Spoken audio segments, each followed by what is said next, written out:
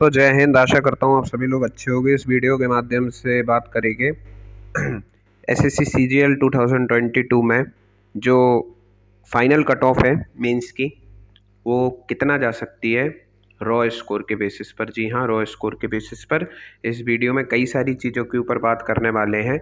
जैसे raw score के basis पर कितना कट ऑफ जा सकती है, सबसे ज़्यादा टफ शिफ्ट कौन सी रही, एंड कंप्यूटर में कितने बच्चे जो है पास नहीं हो पाए, डिस्क्वालीफाई हो गए। टाइपिंग क्या रोल प्ले करेगी यहाँ पर। इसके अलावा कुछ पोस्ट से रिलेटेड भी क्वेरीज हैं, उन सब के बारे में भी बात करेंगे। तो जिसको एक क्विक रिव्यू में अगर देखना है, एक समरी में देखना है, जल्दी से समझना है कि final cut off raw score के बेसिस पर कितना जा सकती है सीजीएल 2022 की, वो इतना देख सकता है। अब आप लोगों के मन में सवाल होगा कि ये आप किस हिसाब से कह सकते हो बॉस कितना कट ऑफ जाएगी।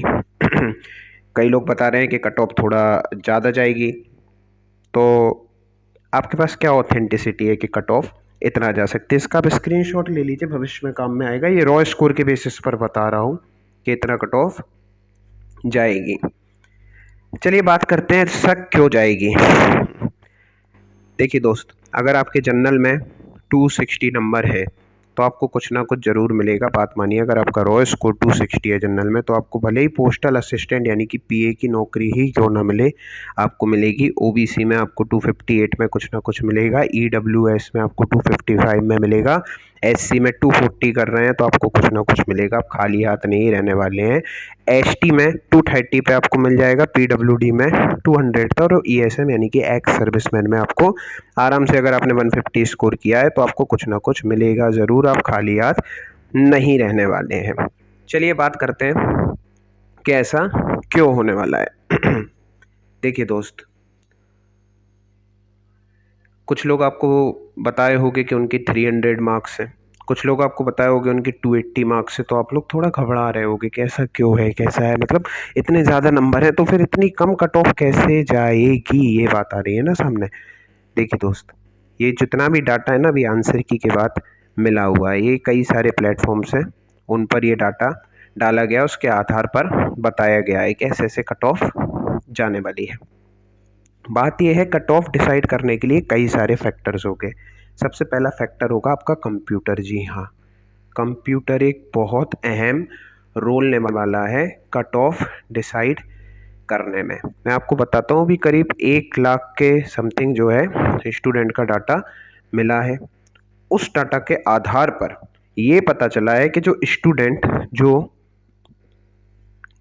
260 से ज़्यादा मार्क्स, रॉ मार्क्स ला रहे हैं, उनमें करीब 3,500 बच्चे कंप्यूटर में फेल हो गए हैं। जी हाँ, जो कंप्यूटर में मिनिमम क्वालिफाइंग मार्क्स थे वो 3,500 बच्चे नहीं ला पाए हैं, जिनके मार्क्स 260 के ऊपर हैं। अब आप समझ सकते हैं, 3,500 बच्चे 1 लाख में, 1 लाख में 3,500 बच्चे इसी बेसिस पर फेल हो चुके हैं क्योंकि वो कंप्यूटर में क्वालिफाई नहीं कर पाए हैं। तो आप समझ सकते हैं कितना ज़्यादा कंप्यूटर अहम रोल निभाने वाला है फाइनल कट ऑफ डिसाइड करने में आप लोगों का।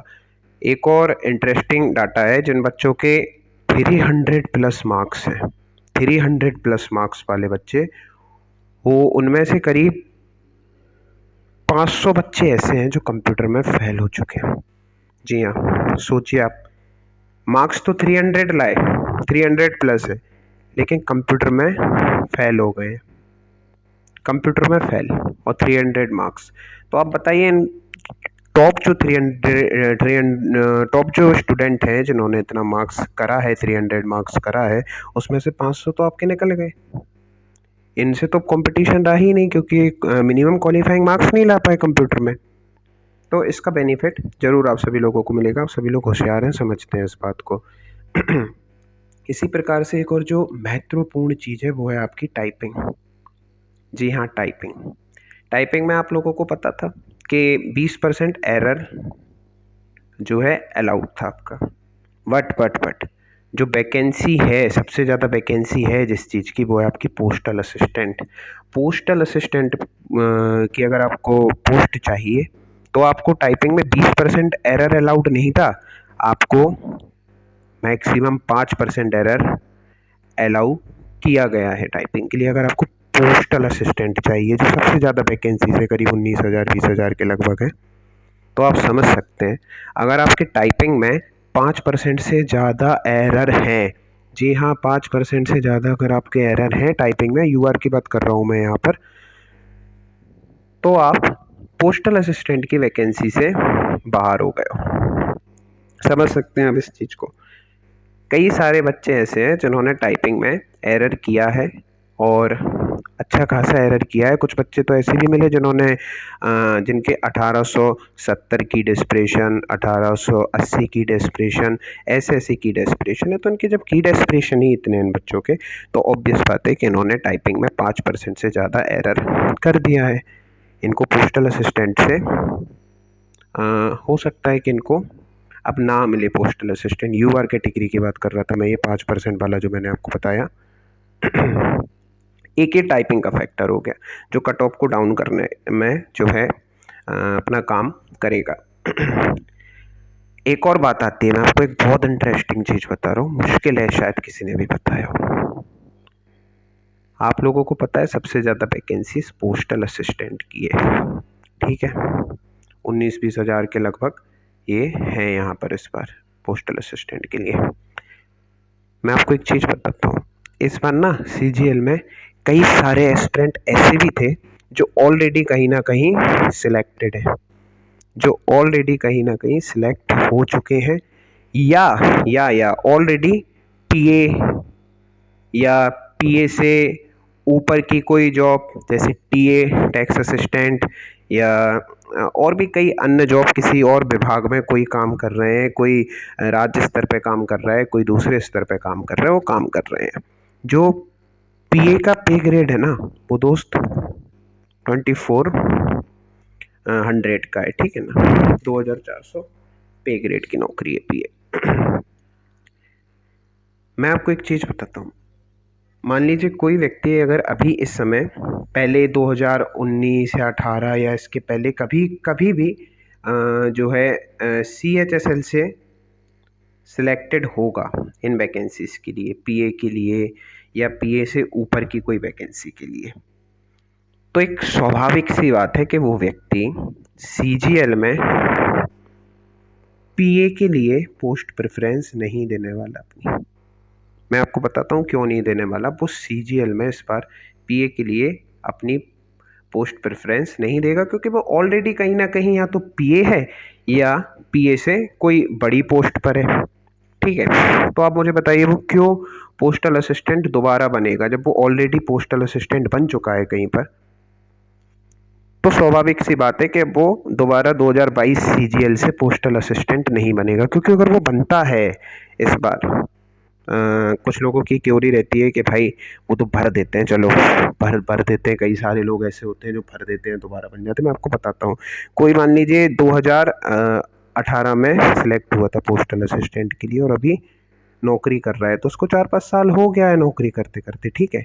इन 4-5 सालों में उसको जितना इंक्रीमेंट मिला है, इंक्रीमेंट इसको जो मिला होगा ना, अगर वो दोबारा से अब पोस्टल असिस्टेंट बनता है सीजीएल से, तो ये जो पहले का उसका इंक्रीमेंट उसको जितना भी मिला था ना, ये सब निल एंड वॉइड हो जाएगा, बिल्कुल जीरो हो जाएगा। उसको शुरुआत से जो है बेसिक सैलरी पे जितना होता है वो इंक्रीमेंट सब डाउन करके शुरुआत से उसको जितने भी अभी तक बेनिफिट मिले होंगे पहले सिलेक्टेड होगा, तो वो सब उसके नल एंड वॉइड हो जाएगी, जीरो हो जाएगी। तो ऐसा व्यक्ति कोई भी नहीं करेगा। और एक और बात है कि अगर मान लीजिए कोई व्यक्ति अभी 2400, जी हाँ, जो पे ग्रेड है आपका पीए के लिए 2400 जो पे ग्रेड है पीए के लिए, तो अगर कोई व्यक्ति ऑलरेडी कहीं सिलेक्टेड है और उसका पे ग्रेड 2400 से ज़्यादा का है, अगर उसका पे ग्रेड 2400 से ज़्यादा का है और वो कहीं पर ऑलरेडी सिलेक्टेड है और काम कर रहा है, तो वो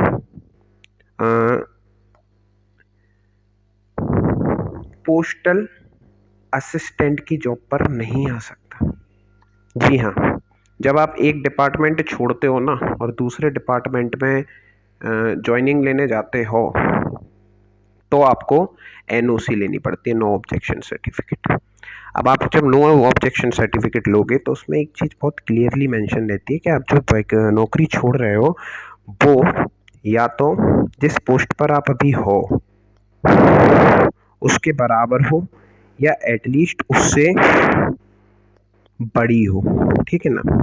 या तो उस पोस्ट के बराबर हो जितना आपका पे ग्रेड है अभी, या उससे ज़्यादा का हो, तो आपको एनओसी दिया जाता है, अन्यथा नहीं दिया जाता है। इसका सीधा सीधा मतलब ये है कि अगर अभी कोई एस्पिरेंट है जो ऑलरेडी पोस्टल असिस्टेंट है और वो ट्राई करता है कि मैं नहीं दोबारा से अब CGL 2022 से भी मैं पोस्ट प्रेफरेंस में पोस्टल असिस्टेंट ही बनने के लिए ट्राई करूँगा, तो सीधी सी बात है वो नहीं बनेगा, क्योंकि सबसे पहला एनओसी वाला फैक्टर आ जाता है उसके सामने। और दूसरा जो फैक्टर आता है वो ये आता है कि अगर वो दोबारा से पोस्टल असिस्टेंट बनता है तो उसके जितने भी इंक्रीमेंट अभी तक लगे होंगे 3-4 सालों में, 3-4 ईयर्स में जितने भी अभी तक उसके इंक्रीमेंट लगे होंगे वो सब नल एंड वॉइड हो जाएगी, ज़ीरो हो जाएगी वो सभी। तो कोई भी व्यक्ति ऐसा नहीं होता जो ज़ीरो से जो है दोबारा से एक ही पोस्ट के लिए आना चाहेगा। मेरी भी कई सारे लोगों से बात हुई, उन्होंने मुझसे कहा है कि मैं तो भाई नहीं बनूँगा पोस्टल असिस्टेंट, मैं तो नहीं बनूँगा, अच्छे खासे मार्क्स हैं उनके।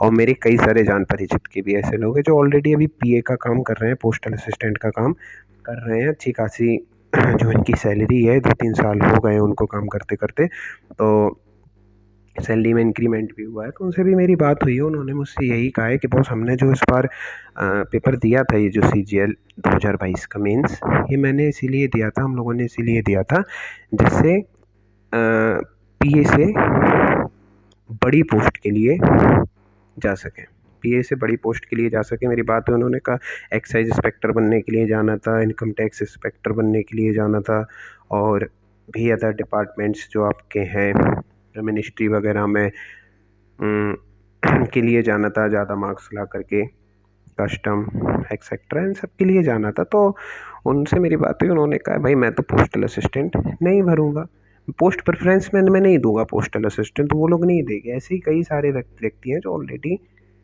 हैं पोस्टल असिस्टेंट, उन्होंने भी पेपर दिया, वो दोबारा से पोस्टल असिस्टेंट नहीं बनेंगे। आप लोग परेशान मत होइए, वो बड़ी पोस्टों के लिए ही अप्लाई करेंगे, जैसे excise department, income tax inspector and other जो भी हो मिनिस्ट्री वगैरह से रिलेटेड, CBI रॉ वगैरह जो है, एक्सटर्नल अफेयर्स एक्सेट्रा, तो दोबारा वो पोस्टल असिस्टेंट के लिए नहीं जाएगी। और एक जो बड़ा बेनिफिट है वो ये है कि 19-20 हज़ार वैकेंसीज हैं वो केवल पोस्टल असिस्टेंट की ही हैं। इसलिए ये जो चीज़ है ना, ये भी कट ऑफ को डाउन करेगी, कट ऑफ को ये चीज़ डाउन करेगी, ठीक है ना। ये तो बात हो गई यहाँ तक, कुछ फैक्टर्स हो गए जिनकी वजह से कट ऑफ डाउन होगी। एक तो आपके कंप्यूटर में बहुत सारे बच्चे फेल हैं, दूसरा आपका टाइपिंग हो गया, ठीक है ना।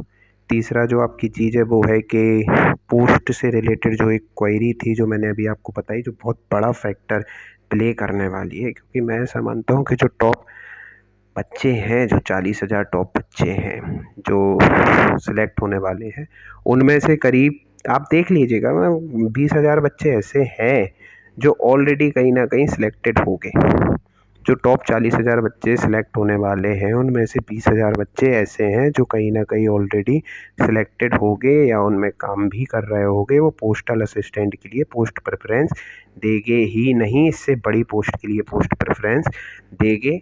इसलिए जो कट ऑफ है वो डाउन रहेगी, और आप लोगों में से अधिकतर लोग यही कोशिश करेंगे कि एटलीस्ट एक जॉब सिक्योर कर ली जाए इस बार, ठीक है ना, एक जॉब सिक्योर कर ली जाए। इसलिए परेशान मत होइए, जो मैं कट ऑफ बता रहा हूँ रॉ स्कोर के बेसिस पर, अगर आपका उतना स्कोर आ रहा है तो आप सेफ हैं, परेशान मत होइए, सेफ हैं आप अगर आपका उतना स्कोर आ रहा है। ये तो बात करी कि कट ऑफ क्या रह सकती है रॉ स्कोर के बेसिस पर, और कुछ इंपॉर्टेंट फैक्टर्स के बारे में बात करी।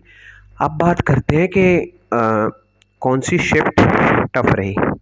जी हाँ, कौन सी शिफ्ट टफ रही। आप लोग जानते हैं 2 मार्च को पेपर हुआ, 3 मार्च को पेपर हुआ, 6 मार्च को पेपर हुआ और 7 मार्च को भी पेपर हुआ। इन 4 शिफ्टों में पेपर हुआ। सीधे-सीधे बिना कुछ आंकड़ों में उलझाए हुए सीधे-सीधे आपको एक चीज़ बताता हूँ कि जो 2 मार्च का एवरेज स्कोर बन रहा है, जी हाँ, जो एवरेज स्कोर बन रहा है 2 मार्च के लिए वो आपका 270 बन रहा है बच्चों का। 3 मार्च के लिए जो एवरेज स्कोर बन रहा है वो 261 बन रहा है। 6 मार्च का भी एवरेज स्कोर 269 के करीब बन रहा है और 7 मार्च का एवरेज स्कोर 272 बन रहा है। एक नॉर्मल सा आप लोगों से सवाल पूछता हूँ, ये बताइए इन 4 शिफ्टों में इतना इतना एवरेज स्कोर बन रहा है, कौन सी शिफ्ट ज़्यादा टफ रही होगी? सीधी सी बात है, 3 मार्च की शिफ्ट सबसे ज़्यादा टफ रही। अन्य अगर आप किसी शिफ्ट से इसकी तुलना करोगे तो आपको दिखेगा कि आराम से इनके बीच में 9-10 नंबर का अंतर है, ठीक है ना। तो 3 मार्च की शिफ्ट सबसे ज़्यादा टफ देखने को मिल रही है। 261 एवरेज आ रहा है इसमें बच्चों को, बाकी शिफ्ट में लगभग 270 और 270 के प्लस पहुंच रहा है एवरेज स्कोर। अब बात करते हैं भाई नॉर्मलाइजेशन कितना मिलेगा शिफ्ट वाइज। जी हाँ, शिफ्ट वाइज नॉर्मलाइजेशन कितना मिलेगा, तो एक बात बता देता हूँ आपको। तो 3 मार्च का पेपर है ना, अगर आपका रॉ स्कोर 260 है तो आपको आपका नॉर्मलाइजेशन के बाद जो नॉर्मलाइज्ड स्कोर देखने को मिलने वाला है 3 मार्च के शिफ्ट के लिए, वो मेरा ऐसा मानना है कि 275 प्लस हो जाएगा। अब आप लोग कहेंगे ऐसा क्यों होगा बॉस, 10 नंबर का अंतर बहुत होता है। ये देखने को मिलेगा अगर आपका 2 मार्च को पेपर है तो 260 मार्क्स हैं आपके, तो उस हिसाब से एक मैं बेसिक से बता रहा हूँ कि 260 मार्क्स है तो आपको 264 तक देखने को मिलेगा आपका स्कोर, ठीक है ना। और इसके अलावा अगर आपको 6 मार्च और 7 मार्च का पेपर है, अगर आपका 6 मार्च को हुआ है तो आपको जितना भी आपका होगा 260 मार्क्स होगा, जैसे मान लेते हैं अगर रॉ, तो आपको देखने को मिलेगा कि आपका इतना ही हो गया है, करीब 263-4 तक हो जाएगा आपका, ठीक है, आराम से। और 7 मार्च में अगर आपका 260 मार्क्स है तो आपको 7 मार्च का थोड़ा इजी शिफ्ट है, तो आपको ये देखने को मिलेगा कि आपका शायद 261 या 262 तक ही जाए, ज़्यादा ना बढ़े 7 मार्च वालों का। बाकी आप लोग खुद समझदार हैं, देखते हैं सब चीज़ें, जानते हैं, समझते हैं। कोशिश यही रहेगी कि आपको जो है ऑथेंटिक चीज़ बताई जाए, और ऑथेंटिक चीज़ यही है कि अगर आपका 260 मार्क्स हैं यूआर में रॉ स्कोर, तो आपके 90% चांसेस है कि आपको कोई ना कोई वैकेंसी ज़रूर मिल जाएगी। और अगर 260 मार्क्स हैं आपके 3 मार्च वाले पेपर के दिन, जी हाँ 3 मार्च वाले पेपर के दिन, तो आपके 100% चांसेस है कि आपको कुछ ना कुछ ज़रूर मिलेगा। पोस्टल असिस्टेंट तो एटलीस्ट मिलेगा ही, क्योंकि जो मैंने आपको क्यूरी बताई ना, उसके पीछे का जो कारण बताया वो बहुत इम्पोर्टेंट है। तो आशा करता हूँ आप लोगों के लिए ये हेल्पफुल रहा होगा वीडियो, और सभी को बेस्ट ऑफ लक। देखते हैं क्या होता है। धन्यवाद। जय हिंद।